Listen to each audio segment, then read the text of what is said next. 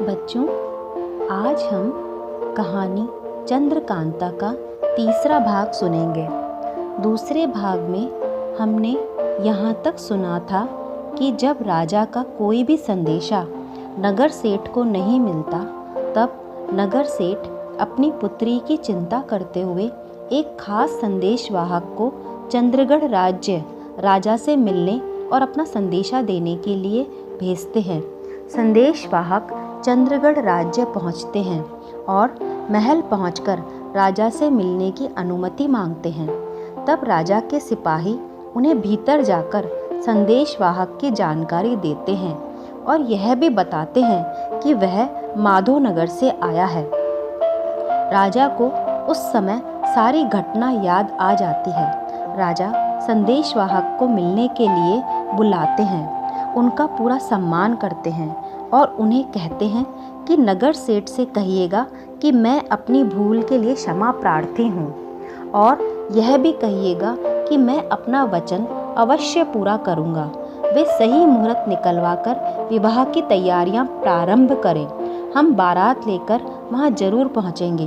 तब संदेशवाहक प्रसन्न होकर वापस माधोनगर चले जाते हैं और नगर सेठ को सारी बात बताते हैं।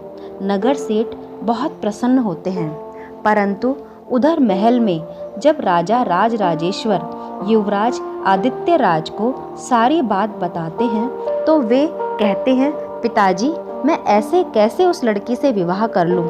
मैंने तो उसे कभी देखा भी नहीं है।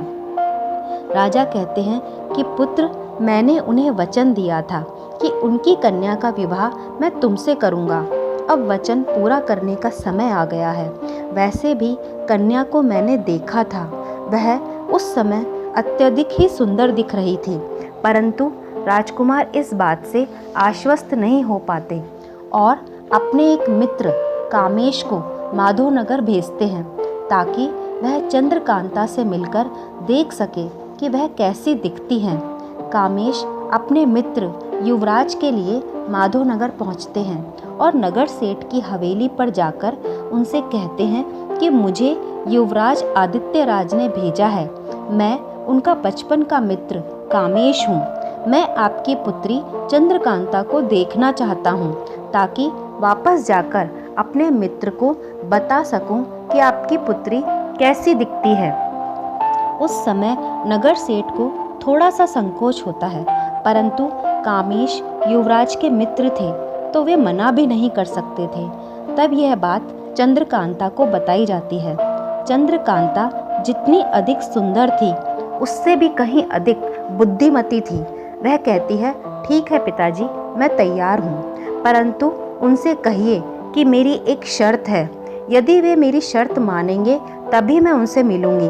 तब चंद्रकांता कहती है कि मैं कामेश से तभी मिलूंगी जब हम दोनों के बीच में 7 पर्दे लगे होंगे।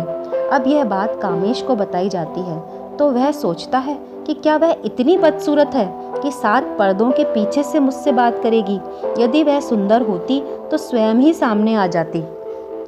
कामेश उस समय हाँ कर देते हैं क्योंकि उसे तो एक बार चंद्रकांता को देखना था। वह सोचता है कि 7 पर्दों में से ही सही रंग रूप तो समझ आ ही जाएगा। तब चंद्रकांता को कमरे के अंदर की तरफ बिठाया जाता है और वहाँ 7 पर्दे एक के बाद एक लगाए जाते हैं और उन पर्दों की दूसरी तरफ कामेश को बिठाया जाता है। कामेश उन झीने झीने 7 पर्दों के पार जब चंद्रकांता को देखने की कोशिश करता है तो वह देखता ही रह जाता है। चंद्रकांता इतनी सुंदर लग रही थी कि वह कुछ बोल ही नहीं पाता। तब चंद्रकांता खिलखिलाकर हंसने लगती है। उस समय वहाँ फूलों की सुगंध बिखर जाती है और बाहर बगीचे में क्यारियों में नए फूल खिलने लगते हैं। तभी कामेश अपने आप को संभालता है। बच्चों, आगे की कहानी अगले भाग में सुनेंगे।